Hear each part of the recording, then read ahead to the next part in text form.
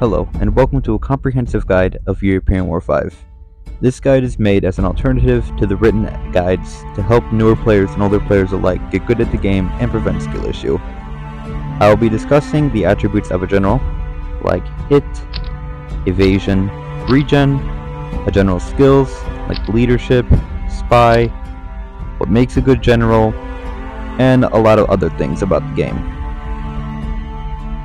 I made this guide just as an easier way to understand the game because, quite frankly, I hate reading big blobs of text, so hopefully this will help you as well.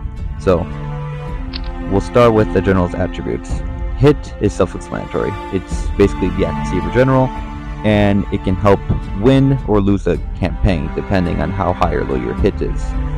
In earlier campaigns like Discovery, you won't need to worry about it, but once you get to like Gunpowder and Industrial and Hard modes of the campaigns, hit will become more crucial of the skill. I recommend 500 hit or above. Anything below and you might start missing your shots more and more. Evasion is basically the opposite of hit. It's, how you dodge.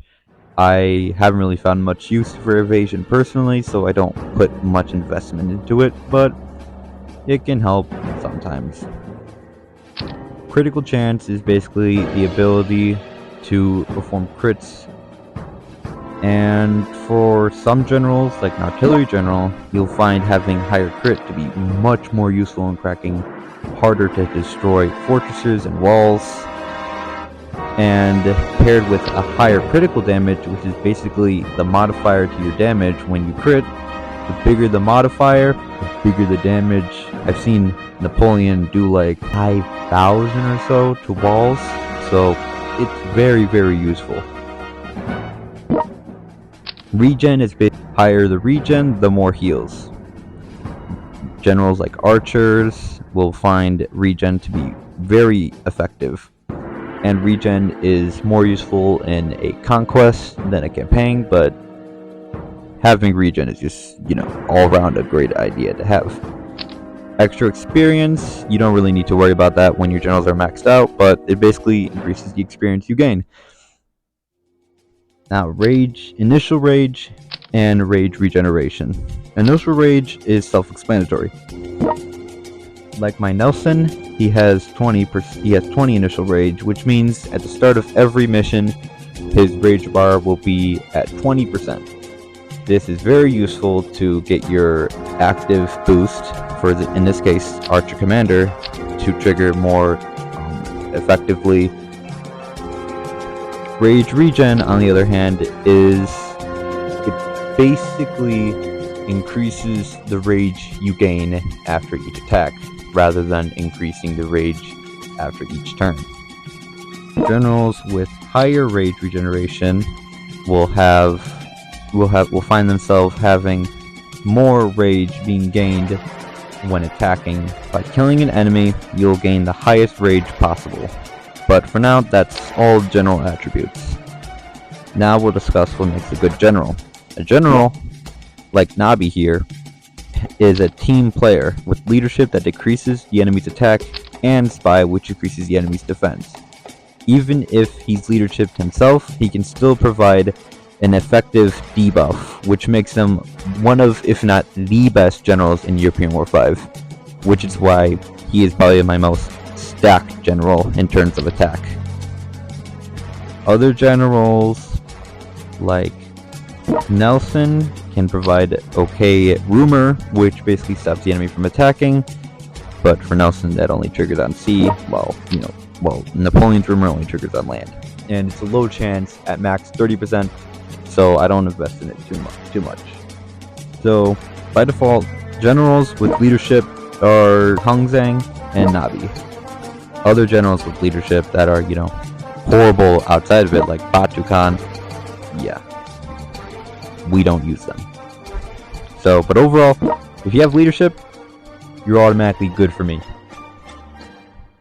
Another important skill to have is braveness. Braveness, as you can tell, basically prevents the enemy from attacking you. Now, the only downside to braveness is that when the enemy doesn't attack you when you attack them, your rage does increase a bit slower, but in my opinion that's a better trade-off if it means I don't get hurt when attacked. Logistics is another great passive ability. It heals you when you kill, so generals that have high damage output will benefit greatly from it, like Washington. Destroying an enemy will heal him, thus meaning greater survivability and longer damage, which is overall a good trade.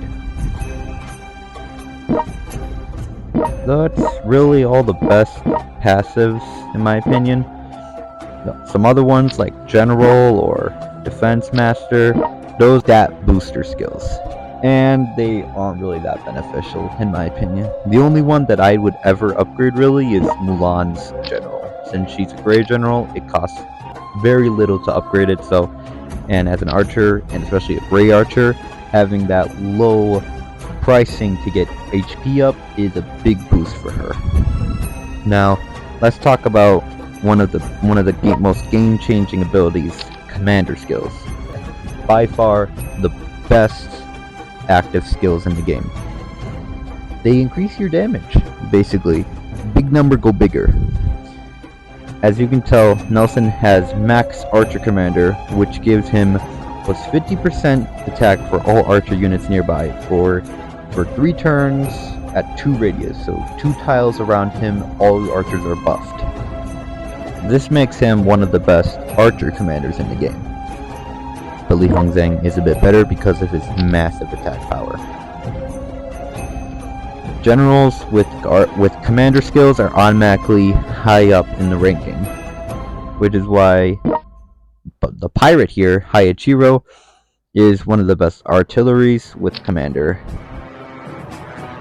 Generals with, let's say, Assault Master or Explosive Master, those are basically increase your damage for like 1 turn. They aren't that useful apart from Explosive Master. That is the only skill I would say is okay to upgrade, but personally I would never upgrade it.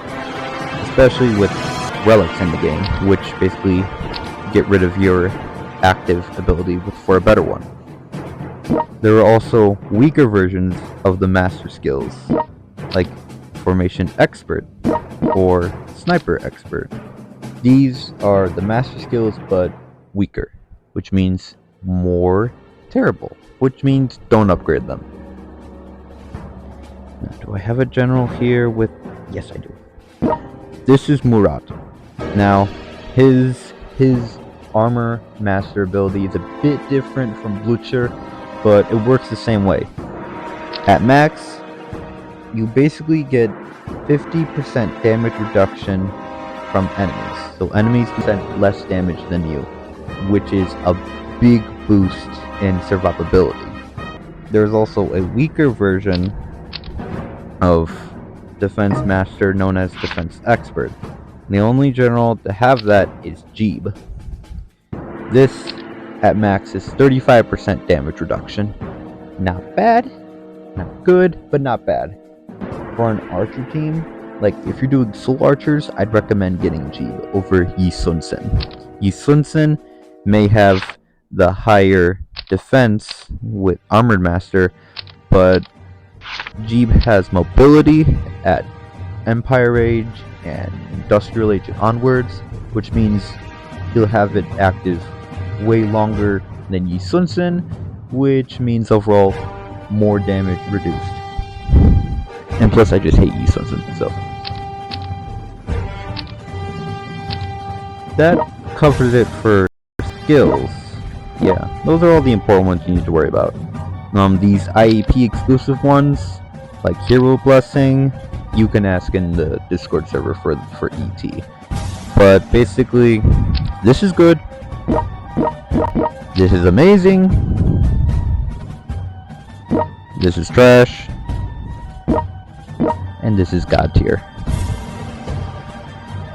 You can figure it out for yourself, but for Gustavus, it's basically Explosive Master, but you get a guaranteed crit. And if you have a relic instead, that's way more beneficial to use. Speaking of relics are a semi-new feature to the game. They basically, as I said, replace your active in most cases. Some of the best relics are Thunder, the Gungeoner, and the Mistolin. These three are amazing because 1, they replace your active, and 2, they all offer massive attack stat bonuses when you use them. For example, the Gungeoner, 400% extra damage to 3 additional targets. That's 4 in total. And that massive attack stat bonus is, ooh, I love it. My favorite is the Mistolin. It's like Explosive Master, but better.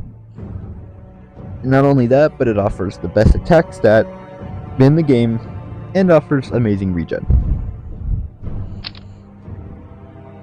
Some relics that don't replace your active are the Energy Ring and the Golden Mask.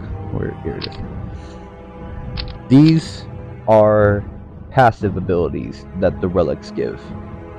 They don't replace your active skill, which is great for a general like a commander who doesn't want their active to be replaced.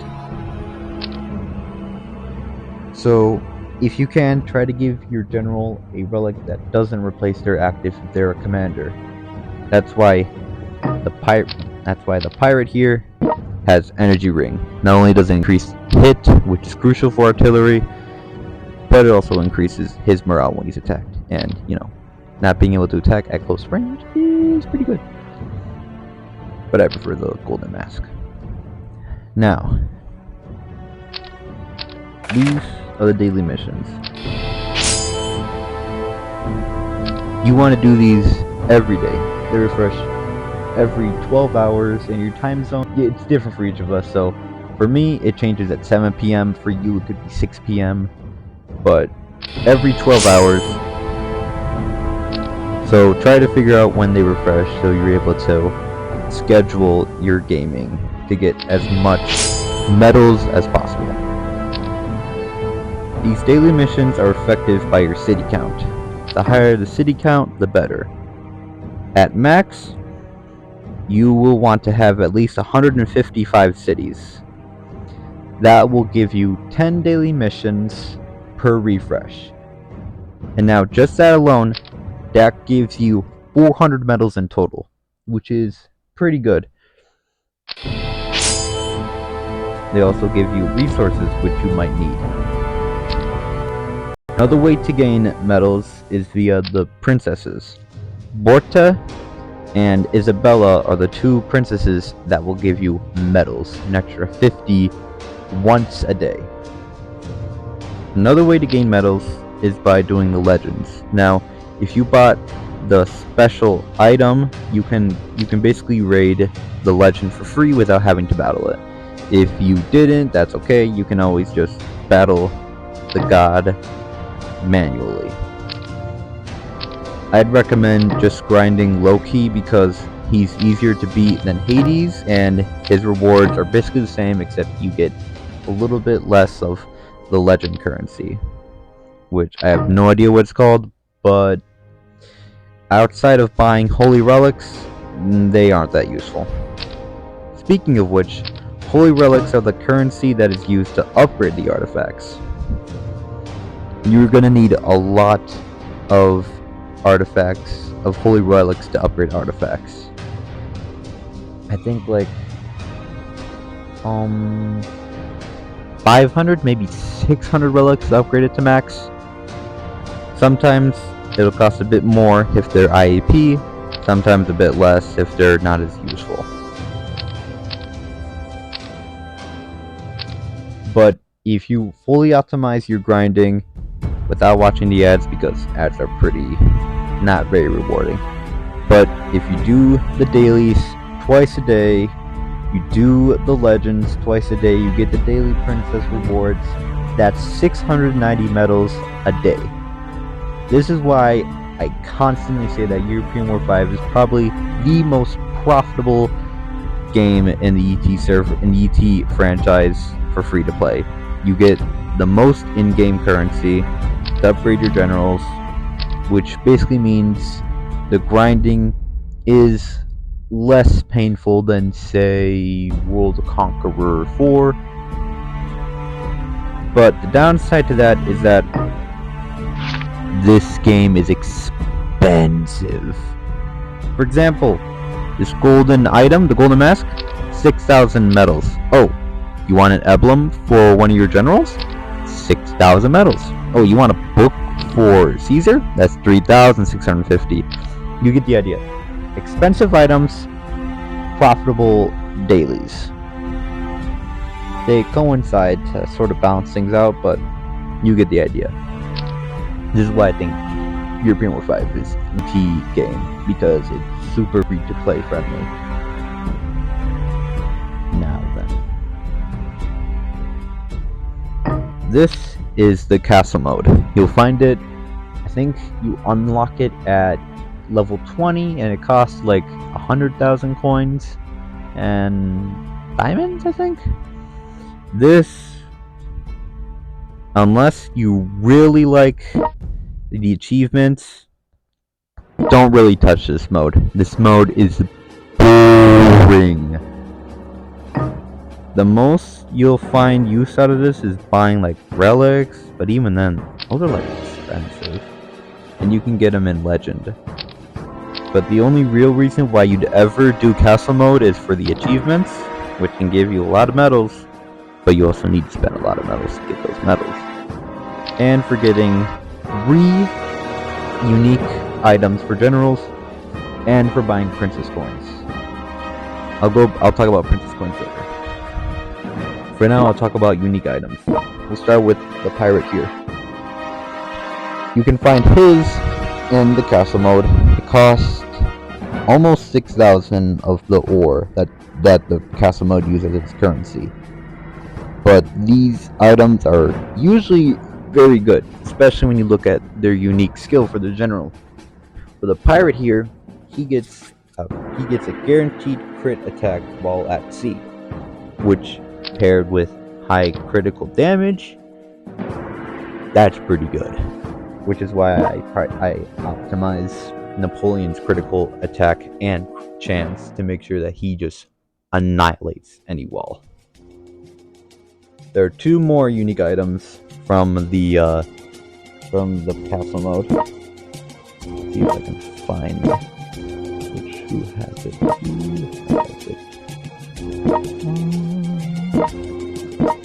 Here it is.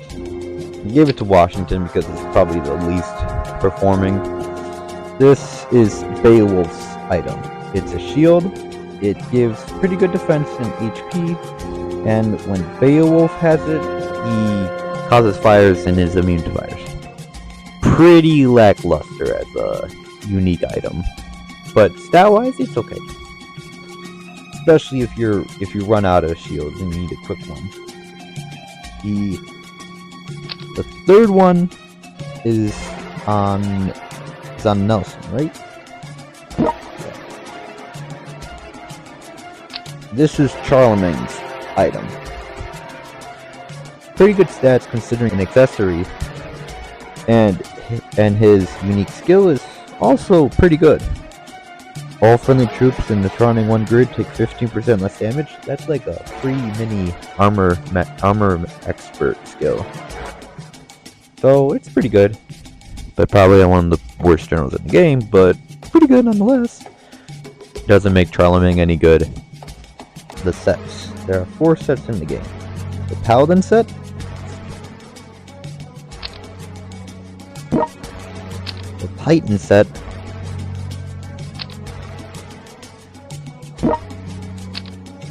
the Keel set, and the Odin set. The Paladin set is best for commanders like archers or infantry or artillery. They provide the initial rage, which is really good for generals who can't attack again, while the set of Titan is more useful for generals that can attack again, like Subu. It increases the rage regen, which means the more you attack, the more rage you gain. So on cavalry commanders or generals that can just attack again and have good actives, or if you give them a good relic, more beneficial for them.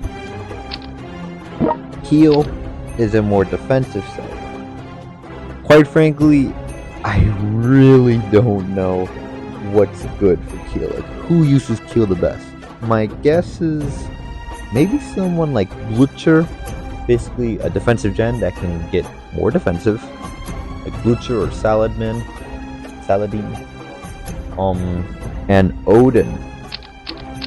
Odin is probably the most expensive and at the same time least useful set. It only gets good at the full 4 set, which is going to cost you like 16,000 medals. I recommend this on a general that can be useful, but the stats aren't that good. For example, where is she? Here she is. Janzi. Janzi is the 4th archer commander of the game, and she's pretty good. You will find me always telling you to buy Janzi if you're rich. I like her because of the archer commander and inspiration, which are both good, and also she gets plunder at 6-star and up, which basically is free heals. The logistics, but free. I give her the Odin set just because it gives the most HP and attack, which lets her survive the longer and gives her more damage. Basically makes her more reliable. So, Paladin, commanders that aren't cavalry. Titan, cavalry generals with good actives and cavalry commanders. Heal, defensive generals like Bluedhert or Saladin. Odin, a decent general that just needs a bit more of a boost in the stats. Now, each general has 2 unique, at the very least, skills. These skills are unique to their units, and each one is different. We'll focus on Genghis Khan first. Genghis Khan has Stomp, which is basically big damage against infantry, 100%, and Track. Track combines mobility of the cavalry while also combining ambush, which basically gives you plus 50% extra damage to archers. I know it says plus 50% damage when attacked by archers, but that's just a typo considering how ET is based in China, so spelling errors and typos are to be expected. Some skills, like you see, may have more than one combined in them, so it's always good to make sure you know which skill is which. So always double check or ask someone if they know. One of the best unit skills is Mass Fire. Mass Fire basically lets you attack twice in one turn. Sorta. When you attack an enemy, you will see a second amount of damage appear under the first one. So, like example, I use Nabi to attack an enemy unit. He deals 500 and an extra 200. He deals damage twice in one turn. Not be able to attack twice. He just does damage twice when attacking once. So regardless, though, pretty good. Strike, big damage against cavalry. Stomp, big damage against infantry. Ambush is big damage against archers, but there's no anti-artillery yet. Moment a general gets anti-arty for me, top of the list. Beating Nabi.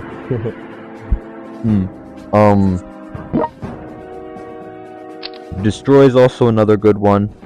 letting the enemy unable to attack you. So it's basically max braveness.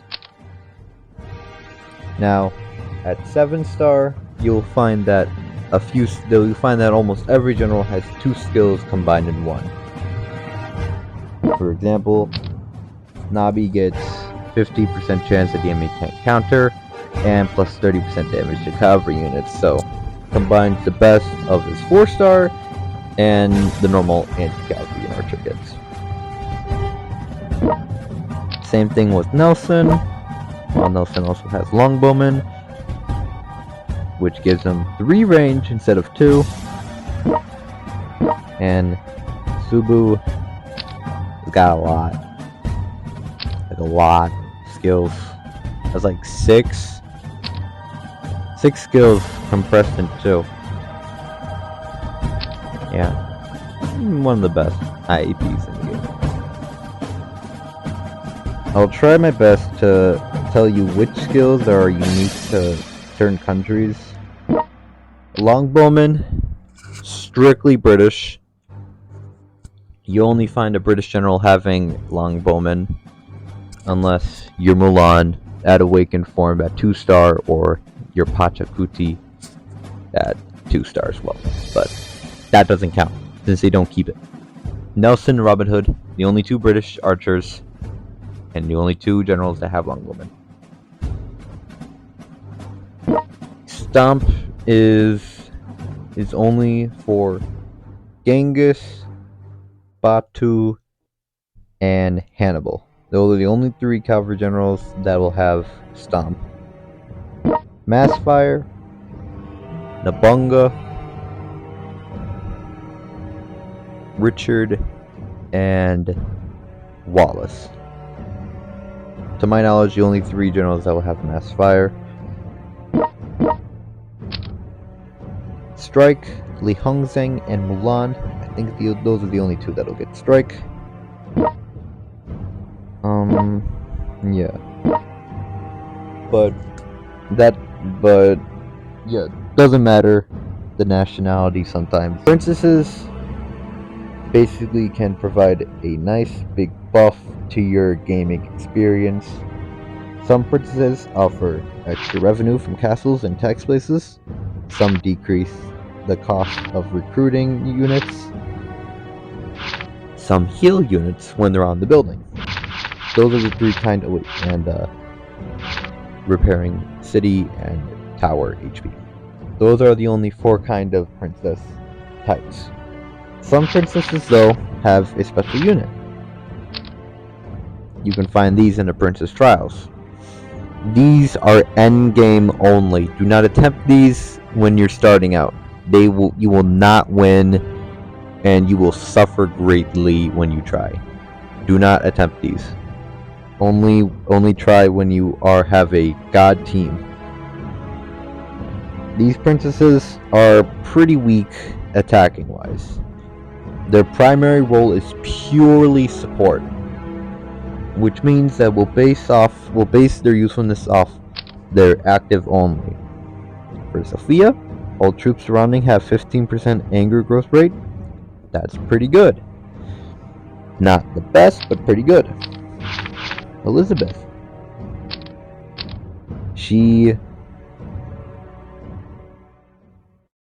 makes the enemy dodge less.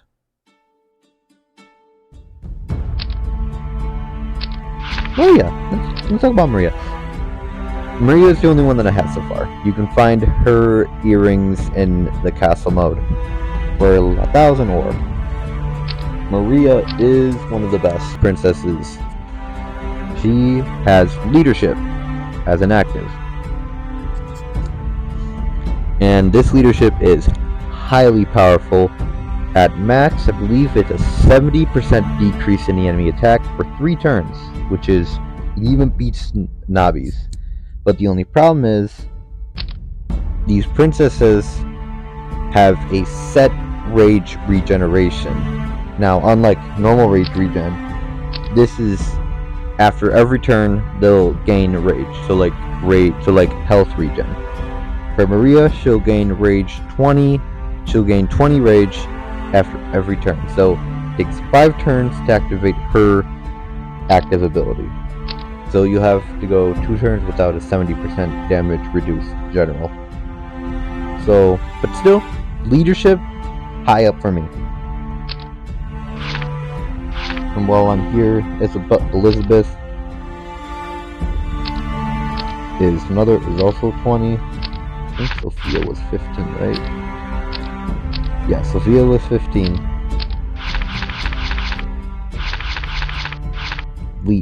Lee is also one of the best princesses. She just gives, extra damage for all your units, which is also pretty good. And she has the highest regen of 25, which means for every 4 turns you'll have this. I'm not sure what the max is for these, but I assume it's like it lasts 3 turns, or lasts 3 turns with a radius of 2, and it'll be like maybe 200 attack higher. Regardless, damage boost is good. And the final princess so far that has a unit is Oklo. With 20 regen, she is the spy version of Maria. Decreases enemy defense by 70% at max for 3 turns. At least I assume that, if Maria is enough space to go on with.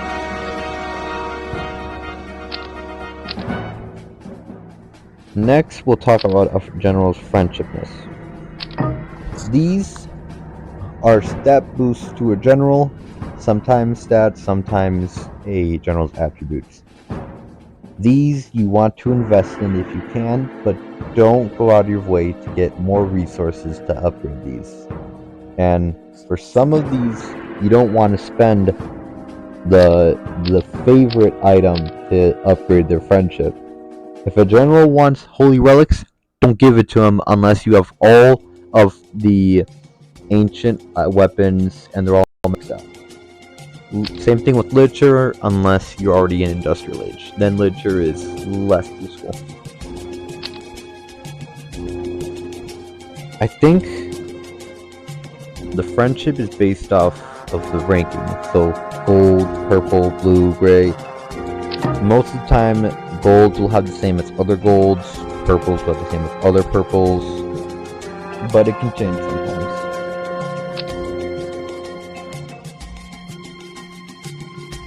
Which reminds me, the Princess Trials. So, Princess Trials, like I said, are endgame material. And the reason why I say that is 1, high enemy power. You need generals to be top notch in order to beat these missions. And the second reason why these are endgame is pre-set generals. You can't change these generals. You can only upgrade them, and that'll relate to the general here. Sometimes you'll get to choose a general of your own to fight in the battle, and sometimes they'll carry you. Other times you'll need the other preset generals. And yes, you saw that right. Sometimes the preset generals are IAP, which means free-to-play start at an even bigger disadvantage, which is why you want to be at endgame to even attempt these. And Princess Trials are kind of trash anyways. Elizabeth is trash.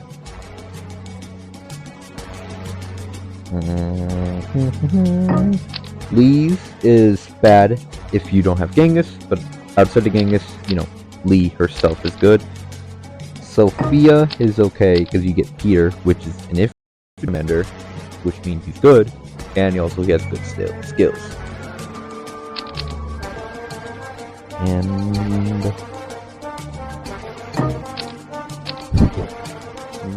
also a really bad Princess Trial to do. Higher than Elizabeth, but barely. Washington's item is trash. You can't convince me otherwise. It's trash. The unique effect is okay. In fact, it's better than okay.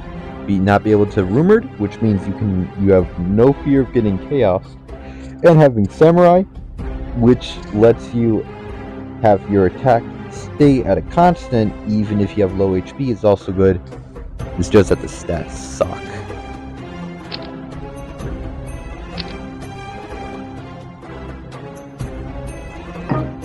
Here are the unit trials. The unit trials are also endgame material. You'll want like maxed out commanders, generals with maxed out abilities, and sometimes they're worth it.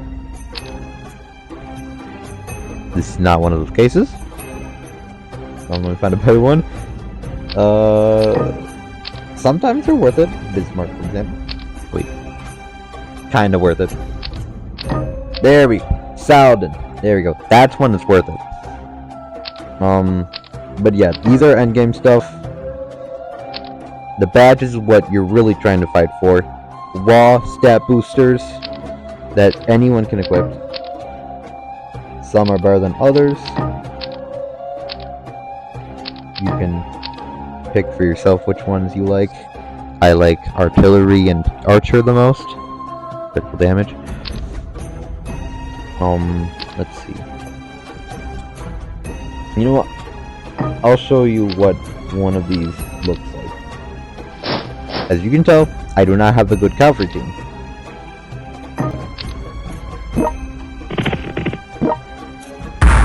Almost all of these cavalry don't even have any equipment.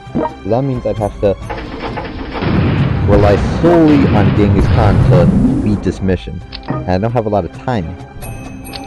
And I always want to get these there. So I don't want to attempt this. But if you could have seen, my team is primarily archers. Which means an archer trial, like for instance Archer 1, is something I can easily win.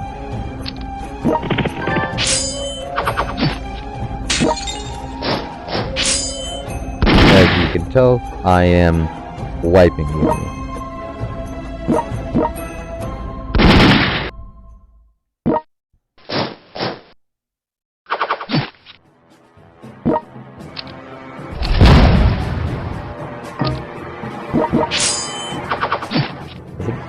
I think Nabi can just one-shot Odin right now. No, he couldn't. Oh no.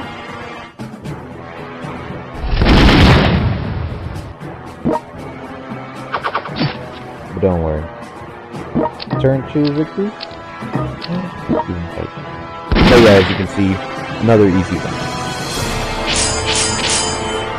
So that brings me to my next point. For campaigns, you'll want a team that is heavily focused on one unit. This is where the commanders come in. These campaigns, later on, you'll start meeting generals with high HP and high power, and you'll want to do a lot of damage to take them out as soon as possible. That's why commanders are the best skill. I recommend, when playing campaigns, archer heavy with cavalry support. As you can see, my team is archer heavy, cavalry support, and you know, the obligatory artillery. You can get away with cavalry heavy and archer support, but personally I prefer archers, just because one of the best generals, Nabi, he gets buffed hardcore by archer teams. But you can do what you want, just avoid infantry team. That's only for like unit trials and whatnot. I think that covers most of it. The last thing I do want to talk about though is an end game lineup. For that, I would say depending on the team, but some generals that you want to have on every team no matter what: Nabi, Li Hongzhang, and a very good artillery general. You can pick, for free to play, you can pick between Li Shimin or the pirate. For pay to win, I'd say Napoleon and the pirate. So have 2 artillery at least on the team, and 4 archers, 2 cavalry. That would be for me for an 18.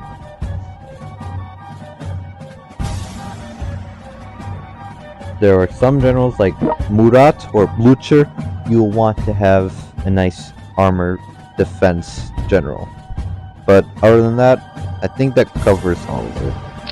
If you have any questions, comment or join the Easy Tech Discord server.